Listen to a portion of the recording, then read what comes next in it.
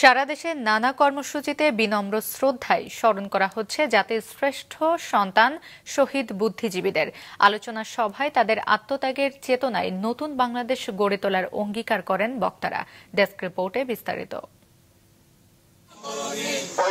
শ্রদ্ধাভরে জাতির শ্রেষ্ঠ সন্তানদের স্মরণ করেন চট্টগ্রামবাসী।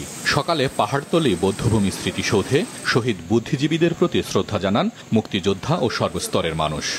শহীদ বুদ্ধিজীবীদের জাতি আজীবন মনে রাখবে উল্লেখ করে চট্টগ্রামের পাহাড়তলীর বৌদ্ধভূমির দখলকৃত জায়গা উদ্ধার করে এর পরিসর বাড়ানোর ঘোষণা দেন সিটি মেয়র। বীরশ্রেষ্ঠদের নামগুলো আজকে বিস্মৃত হয়ে যাচ্ছে, আমরা সেখানে আমাদের রাজনীতিবিদদের নাম ঢুকিয়ে দিতে চাচ্ছি।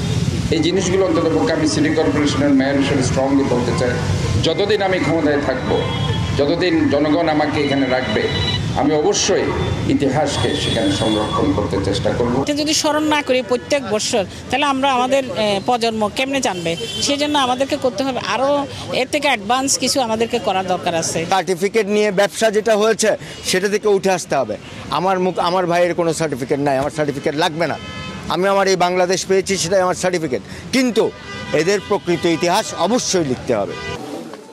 সূর্যোদয়ের সাথে সাথে খুলনার গল্লামারী স্মৃতিসৌধে শ্রদ্ধা জানায় বিভাগীয় প্রশাসন, জেলা প্রশাসন, বিএনপি সহ বিভিন্ন রাজনৈতিক দল ও সামাজিক সাংস্কৃতিক সংগঠন এবং সর্বস্তরের মানুষ। ময়মনসিংহ ও বরিশালের বৌদ্ধভূমিতে শ্রদ্ধা নিবেদন করে প্রশাসন, পুলিশ, মুক্তিযোদ্ধা সংসদ সহ বিভিন্ন রাজনৈতিক দলের নেতাকর্মীরা।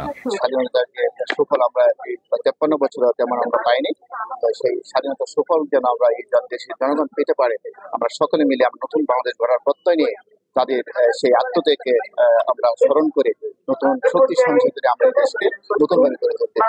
সকালে শহীদ বুদ্ধিজীবী স্মৃতি ফলকে ফুল দিয়ে শ্রদ্ধা জানান রাজশাহী বিশ্ববিদ্যালয়ের উপাচার্য সালেহ হাসান নকিব সহ প্রশাসনের ঊর্ধ্বতন কর্মকর্তারা। এরপর শিক্ষক, শিক্ষার্থী ও কর্মচারীরা শ্রদ্ধা জানান। সিলেট, যশোর, জামালপুর সহ সারা দেশে শ্রদ্ধা আর ভালোবাসায় শহীদ বুদ্ধিজীবীদের স্মরণ করেন সর্বস্তরের মানুষ। জাগ্রত জনতার স্বাধীনতার স্বাদ গ্রহণ করছে তারা, তো দেশের মাতৃকার ভালোবাসার টানেই তাদেরকে অংশগ্রহণ করা উচিত। বিভিন্ন স্থানে আলোচনা সভায় শহীদ বুদ্ধিজীবীদের কথা স্মরণ করে মুক্তিযুদ্ধের চেতনায় দেশকে এগিয়ে নেয়ার প্রত্যয় জানান বক্তারা। হাসান মেহেদী, মাছরাঙা নিউজ ডেস্ক।